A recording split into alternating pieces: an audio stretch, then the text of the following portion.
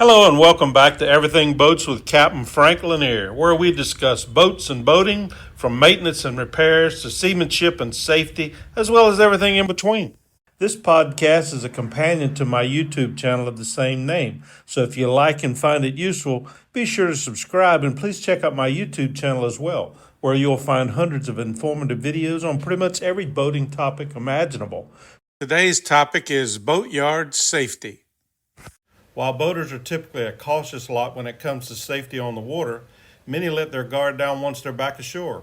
This reduction in situational awareness is bad enough when doing something as mundane as driving to the grocery store, but it can be downright deadly when you're hauled or dealing with the unfamiliar, ever-changing environment of a typical boatyard. Here are a few tips on how to navigate the treacherous shoal waters of boatyard projects and reach the end of your yard period with all body parts attached and in good working order. Safety basics. Accidents wait to claim the careless in every corner of a boatyard, from loose scaffolding and falling ladders to slippery floors and exposure to toxic chemicals, harmful dust, and even electrocution. While the potential hazards are real and plentiful, the vast majority are also avoidable by combining a proactive attitude towards safety with a healthy dose of common sense. First off, always wear appropriate personal safety equipment, such as safety glasses, goggles, face shields, earplugs, respirators, or dust masks, to name a few.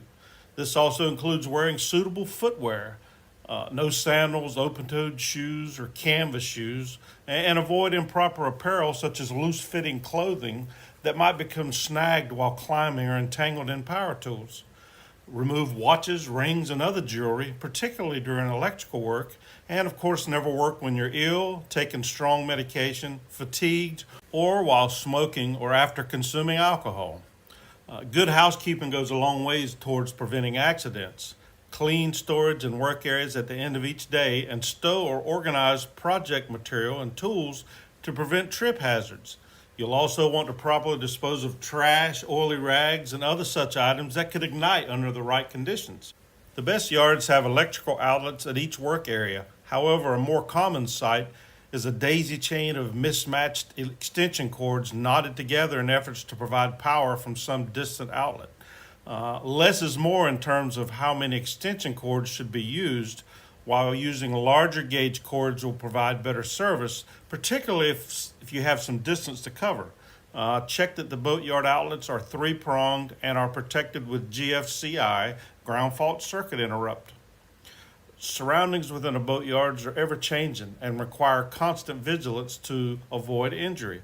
Keep a weather eye out for safety hazards and plan for what-if scenarios, such as keeping a hose or bucket of fresh water handy to rinse accidental spills or chemical splashes off skin or to flush eyes of sanding dust. Make sure your work area is properly lighted if working after dark, and keep a flashlight handy for those nocturnal forays into the bowels of the boatyard, where trip hazards and head-banging dangers lurk in every shadow.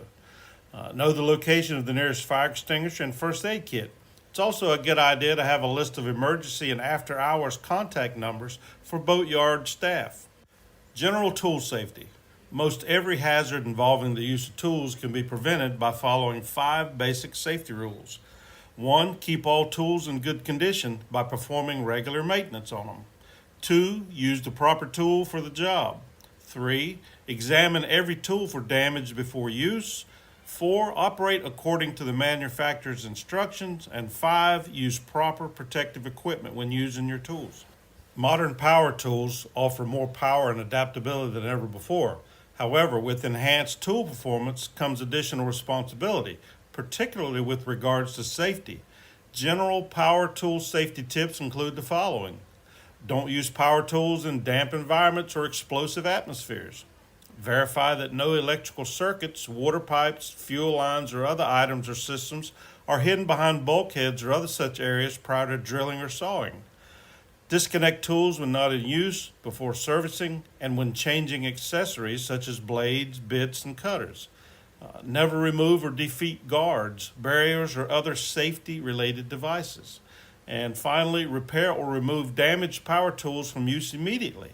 The most serious danger here is the possibility of electrocution. However, even a minor shock can lead to serious injury, such as the case of an unexpected spark or shock causing the user to fall from a ladder or other elevated work surface. Hand tools, such as screwdrivers, wrenches, hammers, are simpler than their power-driven cousins, but can still do some serious damage to careless operators. The greatest hazards posed by hand tools result from misuse or improper maintenance. Inspect all tools for proper operation and damage prior to use. Damage would include chisels with mushroomed heads or wooden handled tools with splinters or cracks. And always use the right tool for the job at hand. In other words, don't use that screwdriver as a chisel or a knife as a screwdriver. Ladders and scaffolding. Few boaters use ladders or scaffolding on a regular basis. However, while in the yard, you can expect to use one or the other on an almost daily basis. Falls from ladders and scaffolding rank high on the list of boatyard accidents, with the potential injuries ranging from sprains to death. Here's how to avoid becoming a statistic. Ladders. The two most commonly used ladders in the boatyard are step ladders, or A-frame, and straight or extension ladders. Both have specific safety requirements, which we'll discuss individually in a moment, but when using any ladder, consider the following. Always read the manufacturer's instructions, which contain both safety guidelines as well as the ladder's weight and height limits. Inspect the ladder before use. Ensure all parts are intact and that the rungs are clean and free of mud or grease. Wearing shoes with non-skid soles will also help prevent slips. Never climb a shaky ladder and always secure them in place prior to use. Have someone hold the ladder firmly until they are tied or secured in place. Ensure all ladders' feet are on a firm level surface, no boards or blocks, and always use a ladder tall enough for the job at hand. Many accidents occur from using a ladder that's too short. Avoid carrying tools or equipment while climbing a ladder. Instead, use a tool belt, a bucket, and a rope, or have someone hand the equipment to you. Face the ladder when climbing up and down, keeping your body centered between both side rails of the ladder. While using a ladder, keep your weight evenly distributed and don't overextend your reach. A good general rule is to never let your belt buckle pass the ladder sides. When using a step ladder, always ensure spreaders, the device that holds a step ladder in the open position, are completely open and locked prior to use. Avoid stepping or sitting on the top two steps and never climb the back of the ladder.